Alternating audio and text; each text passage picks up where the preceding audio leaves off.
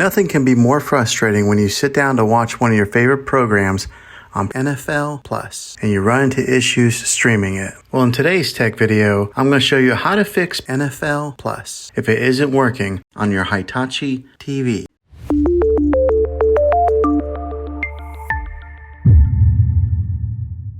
Let's see if we can fix your problems and get your NFL Plus back up and running as quickly as possible. The first one, it's the easiest one to try, and that is to unplug your TV from the wall outlet and wait 60 seconds. Now don't be impatient here, wait the whole 60 seconds, then plug it back in. This is very different from turning your TV on and off with your remote control. This is what we call a hard reset of your TV, so make sure you do this method. If that doesn't work, then find your router that is giving you Wi-Fi and unplug the power to that for 60 seconds. Then plug it back in. If it fixes it, great. If not, let's go ahead and move on to the next method. Try deleting NFL Plus on your TV. Go to wherever the apps are located on your system and remove the app altogether. Then reinstall NFL Plus again. After you reinstall it, you might have to log back in with all of your credentials, but hopefully this will work. And if that doesn't work, then I recommend buying an affordable Roku stick, Fire Stick, or Apple TV 4K and plug that into your TV and use that as your main streaming player. And you'll be able to access NFL Plus that way. I'll put links in the description down below of where you can get one. Well, hopefully this video was helpful for you.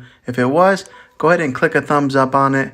Go ahead and subscribe to my channel. I make tech videos all the time, and I would love to have you back in the next one. Take care.